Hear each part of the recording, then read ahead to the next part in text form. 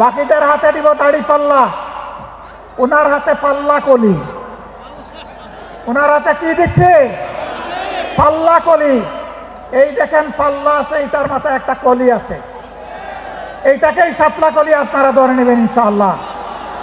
ঢাকা 11 আসনের যারা ভোটার তাদের জন্য আমরা ইনসাফের প্রতীকের সাথে শাপলা কলি আমরা নাহিদ ইসলাম, যিনি জাতীয় নাগরিক পার্টির আহ্বায়ক, তার হাতে আমরা তুলে দিচ্ছি।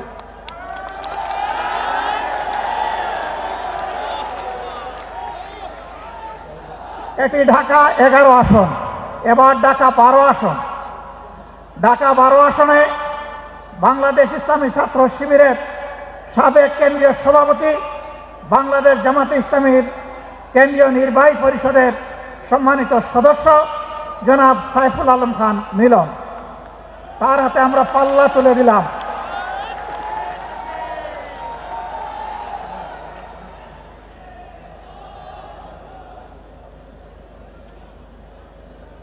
এরপরে হাসিনার সৃষ্ট দুনিয়ার জাহান্নাম সম আয়নাগরের বাসিন্দা আমাদের কলিজার টুকরা ব্যারিস্টার আহমদ বিন কাসেম আরমান, যিনি 14 আসনে ন্যায় এবং ইনসাফের পক্ষে, জনগণের অধিকারের পক্ষে লড়াই করে ইনশাআল্লাহ বিজয় ছিনিয়ে আনবেন, তার হাতে আমরা পাল্লা তুলে দিলাম।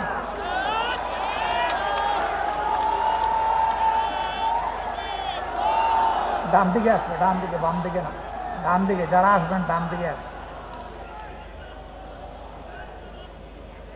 এরপরে পার্শ্ববর্তী আসন ঢাকা 16 আসনে সেনাবাহিনীর সাবেক একজন কর্মকর্তা কর্নেল জনাব আব্দুল বাতেন সাহেবের হাতে আমরা ইনসাফের প্রতীক দাড়ি পাল্লা তুলে দিচ্ছি। এই আশায় এবং এই আহ্বানে 16 নম্বর আসনের ভোটাররা ইনশাআল্লাহ বিপুল ভোটে দাড়ি পাল্লাকে বিজয়ী করবেন ইনশাআল্লাহ।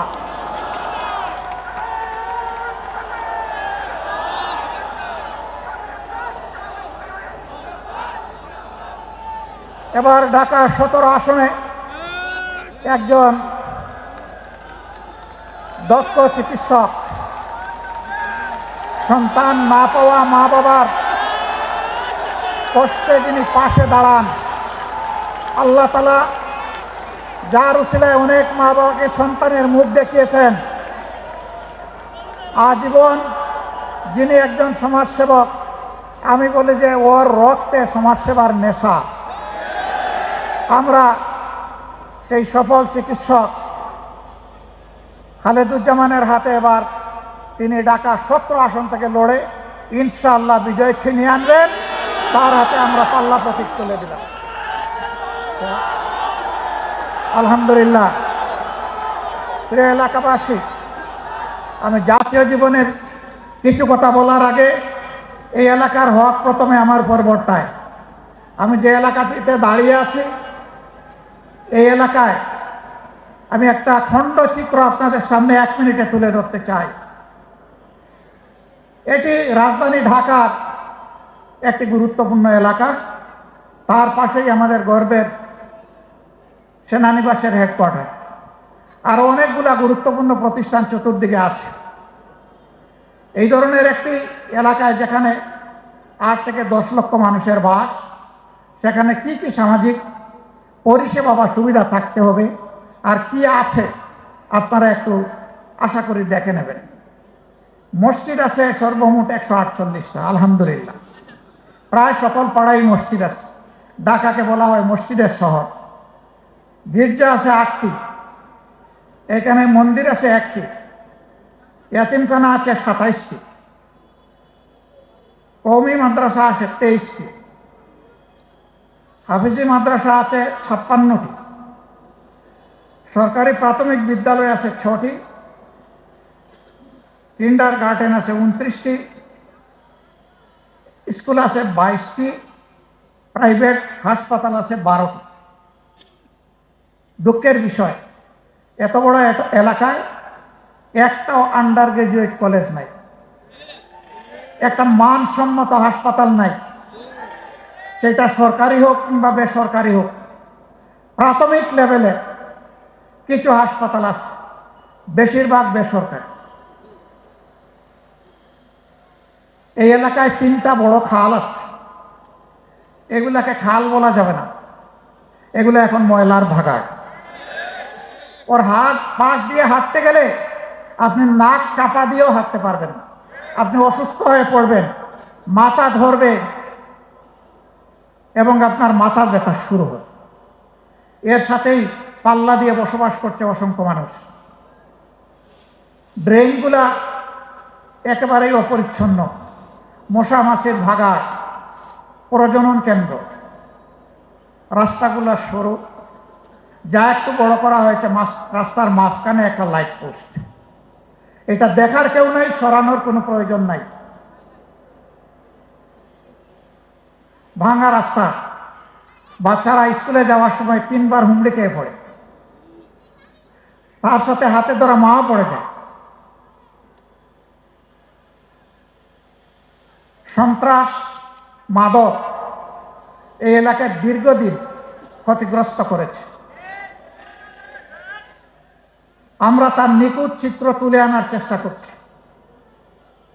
মহান রব্বুল ইজ্জতের ইচ্ছায় আপনাদের ভালোবাসা, সমর্থন এবং ভোটে যদি বাংলাদেশ জামাতে ইসলামী এখানে বিজয় লাভ করে, আমরা কথা দিচ্ছি এই অভিযোগগুলো নিয়ে বাসায় গ্যাস সাপ্লাই নাই, সারাদিন মহিলারা তাকিয়ে থাকেন কখন গ্যাস আসবে আর হাড্ডি পাশন বসাবেন।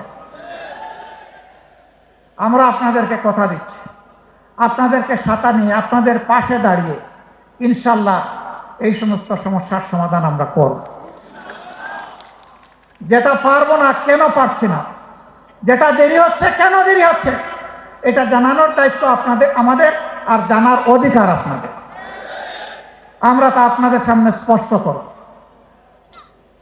এই এলাকার জন্য মানসম্মত হাসপাতাল এবং শিক্ষা প্রতিষ্ঠান ইনশাল্লাহ গড়ে তোলা হবে। মণিপুর হাই স্কুল সারা দেশের মধ্যে শ্রেষ্ঠ হাই স্কুলে পরিণত হয়েছিল।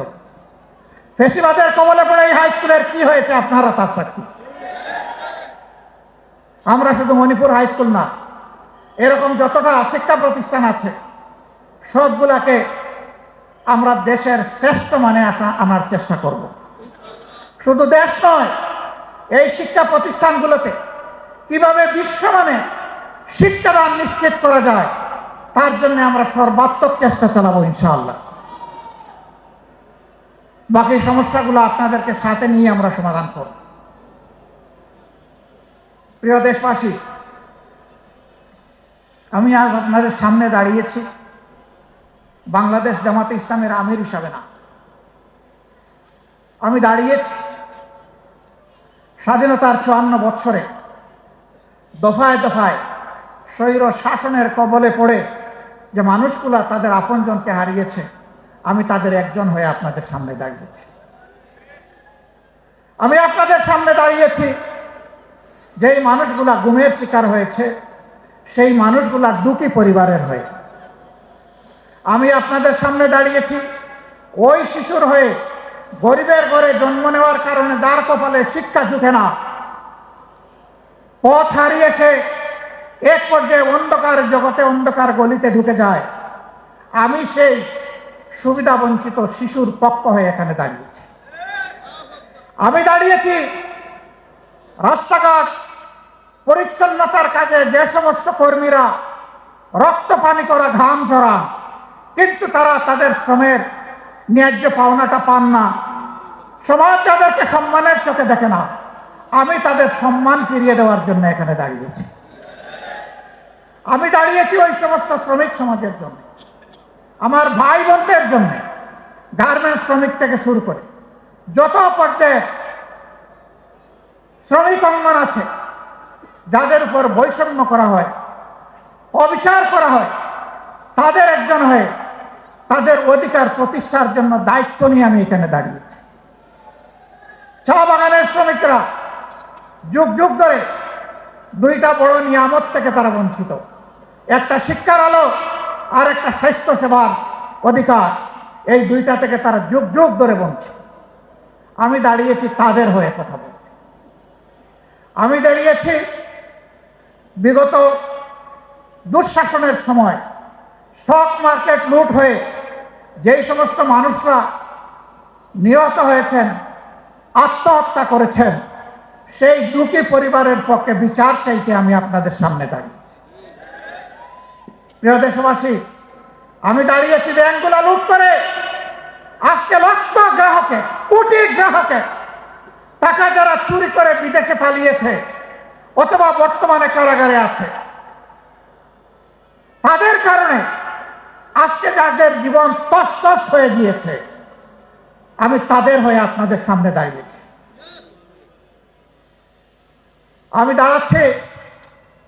আমি দাঁড়িয়ে আছি 24-এর বিপ্লবীদের হয়ে। আজকে বিভিন্ন জায়গায় তাদের উপর অত্যাচার এখনো বন্ধ হয়নি, তার বাস্তব প্রমাণ শহীদ শরীফ উসমান ইবনে হাদি। তার কণ্ঠ ছিল আধিপত্যবাদের বিরুদ্ধে, কণ্ঠ ছিল চাঁদাবাজদের বিরুদ্ধে, কণ্ঠ ছিল দুর্নীতিবাজদের বিরুদ্ধে, কণ্ঠ ছিল যুবকদের প্রত্যাশার একটা বাংলাদেশ গড়ার পক্ষে। যারা তা চায় না তারা তাকে শেষ করে দিয়েছে, কিন্তু না, হাদি শেষ হয়ে যায়নি। হাদি একজন ছিল, এখন 18 কোটি হাদি তৈরি হয়েছে। 18 কোটি হাদি, 18 কোটি মানুষের অন্তরে হাদি এখন শ্রদ্ধার বিপ্লবের আসন সে দখল করে নিয়েছে। এই হাদির রক্ত থেকে এখন লক্ষ নয় কোটি হাদি তৈরি হয়েছে। হাদি, তোমাকে আমরা কথা দিচ্ছি ভাই, তোমার রূহ তার সাক্ষী থাকুক। তুমি যে স্বপ্ন নিয়ে লড়াই করতে নেমেছিলে, এই স্বপ্ন বাস্তবায়ন না হওয়া পর্যন্ত আমরা লড়াই থামাবো না। আমরা আমাদের যুবকদেরকে, আমাদের তরুণ তরুণীদেরকে প্রফেশনাল শিক্ষা দিতে চাই। আমরা তাদেরকে নৈতিক শিক্ষা দিতে চাই, যেই শিক্ষা প্রত্যেকটি নাগরিককে দেশপ্রেমিক হতে শিখাবে ইনশাআল্লাহ। স্বার্থপর হতে শিখাবে না, আত্মকেন্দ্রিক করবে না, সমাজের প্রতি দায়বদ্ধতা শিখাবে। সেই শিক্ষাটা আমরা তাদেরকে দিব ইনশাআল্লাহ। আর ওই শিক্ষা দিব যেটা সার্টিফিকেট তৈরি করে না, বরঞ্চ যেটা দক্ষতা তৈরি করে। সেই দক্ষতার হাত গড়ে তাদের হাতে বাংলাদেশ তুলে দেব। তাদের হাতে খয়রাতি কোনো অনুদান আমরা তুলে দিয়ে তাদেরকে অপমান করতে চাই না। আমাদের যুবক সমাজকে আমরা সম্মানিত করতে চাই। তারা দেশ গড়ার কাজে অংশ নেবে আর বুক ফুলিয়ে বলবে, আমি কারো অনুদানে নয়, বরং আমি আল্লাহর দেওয়া সামর্থ্য অনুযায়ী আমার দেশকে আমি দিয়ে চলেছি, অবদান অব্যাহত রাখবো। এই দেশ গড়ার আমিও একজন নাগরিক এবং একজন কারিগর। আমরা ওই ধরনের কোনো কার্ডের ওয়াদা দিচ্ছি না। 2000 টাকা দিয়ে একটা পরিবারের কোনো কিছু সমাধান হবে? আর আমার ভাই নাহিদ ইসলাম বলেছে তাতে আবার ভাগ বসিয়ে দেওয়া হবে। খাজনা আগে, তারপরে অন্যটা। 2000-এর 1000 আমার খাজনা, আমাকে আগে দাও, তারপরে তোমারটা তুমি বুঝে নাও। তাও না, কাল্পনিক কিছু মানুষের চরিত্র একে তাদের হাতে তুলে দেওয়া হবে, সরকারের হাতে তুলে দেওয়া হবে, বেকারের হাতে নয়। এই বৈষম্যগুলাকে আমরা দেখতে পাইনি। টাকা কোত্থেকে আসবে? টাকার সোর্স তো জনগণ। এটা তো আমাদের কারো টাকা না, জনগণের ট্যাক্সের টাকায় দেশ চলে। ট্যাক্সের বাইরে কিন্তু একটা বেসরকারি ট্যাক্স আছে, প্রত্যেকটা মুদির দোকানে, রাস্তাঘাটে, হকারের কাছে, এমনকি রাস্তার পাশে বসে যে ভাই বোনটি ভিক্ষা করে তার কাছ থেকে একটা ট্যাক্স নেওয়া হয়। ওই ট্যাক্সের টাকা আমরা আমাদের জনগণের হাতে তুলে দিতে চাই না। না, শুধু তাই না, ওই ট্যাক্স বন্ধ করে দেওয়া হবে ইনশাআল্লাহ। ওই ট্যাক্স নামের চাঁদাবাজি আর চলবে না। আমরা বাস্তব চিত্র দেখি, গাড়ি থেকে টাকা নিচ্ছে, বলে এটা কি? বলে এটা রাজনৈতিক ইজারা। আপনি কোন দলের একটা বলেন নাম দফাস করে বলে দেয়, আবার কেউ নাম বলার আগে করে দেন মিয়া টাকা, নামের কি দরকার আপনার? যে আমি কারে টাকা দিচ্ছি এটা আমার জানতে হবে না? ভাবটা এমন যে আজকে জানার দরকার নাই, হাসরের দিন জানবেন। সম্মানিত ভাইরা, আমরা ঘোষণা করেছি চাঁদা আমরা নিব না এবং চাঁদা কাউকে নিতে দিব না ইনশাআল্লাহ। আমরা বলেছি দুর্নীতি আমরা করব না এবং দুর্নীতি কাউকে করতেও দেব না। আমরা বলেছি ইনসাফ প্রত্যেকের জন্য জাতি ধর্ম দল নির্বিশেষে নিশ্চিত করা হবে। ইনসাফ এখন থেকে আর টাকা মূল্যে বিক্রি করা হবে না। সেই বাংলাদেশটাই আমরা করতে চাচ্ছি, যেই বাংলাদেশ হবে শিশুর, যেই বাংলাদেশ হবে তরুণ তরুণীর, যেই বাংলাদেশ হবে যুবক যুবতীর, যেই বাংলাদেশ হবে একজন মুসলমানের, একজন হিন্দুর, একজন বৌদ্ধর, একজন খ্রিস্টানের, যেই বাংলাদেশ হবে আপামর জনগণের, যেই বাংলাদেশ হবে শ্রমিকদের, যেই বাংলাদেশ হবে কৃষকদের, যেই বাংলাদেশ হবে সকল ক্ষেত্রে পেশাজীবীদের। আর এমন বাংলাদেশ নিয়ে গর্ব করবে আর বলবে আমি একজন বাংলাদেশী। সেই বৈষম্যহীন বাংলাদেশ আমরা গড়তে চাই ইনশাআল্লাহ। আপনারা এই বৈষম্যহীন বাংলাদেশ গড়ার জন্য প্রস্তুত? তাহলে আজ থেকে 10 দলের যার যেখানে প্রতীক সেইটার পক্ষে আপনারা সর্বশক্তি নিয়োগ করে আপনারা ন্যায়ের পক্ষে, ইনসাফের পক্ষে আগামী 12 তারিখ একদিকে রেফারেন্ডামে হা, গণভোটে হা, আর এই 10 দলের প্রতীকে হা, এই দুই জায়গায় হা দিয়ে জনগণের বিজয় ছিনিয়ে আনবেন ইনশাআল্লাহ। এই বিজয় কোনো পরিবারের হবে না, এই বিজয় কোনো গোষ্ঠীর হবে না, এই বিজয় হবে আপামর জনগণের ইনশাআল্লাহ। সম্মানিত ভাইরা, কার কার ঘরে নারী নাই একটু হাত তুলেন। মা বোন নাই কার কার ঘরে একটু হাত তুলেন দেখি। একটাও হাত নাই। নারী পুরুষ মিলেই সমাজ। মায়েরা সম্মানের জাতি। মা ছাড়া দুনিয়ায় দুইজন মাত্র পয়দা হয়েছেন, হজরতে আদম আলাইহিস সালাম এবং হজরতে হাওয়া আলাইহিস সালাম। আর কোনো মানব সন্তান দুনিয়ায় আসেন নাই মার পেট ছাড়া। সুতরাং আমরা সবাই মায়ের কাছে ঋণী। আচ্ছা, বাপের পেটে জন্মে নিয়েছেন একজন দিকে হাত তুলুন তো, এরকম কেউ আছেন কিনা? তাও নাই। বাপের বুকের দুধ খেয়েছেন একজন, হাত তুলেন। নাই। তাহলে এই দুই জায়গায় মারা অনন্যা, তাদের কোনো তুলনা নাই, তারা অতুল, অতুলনীয়। আমরা সেই মাদেরকে সম্মানের জায়গায় রাখতে চাই।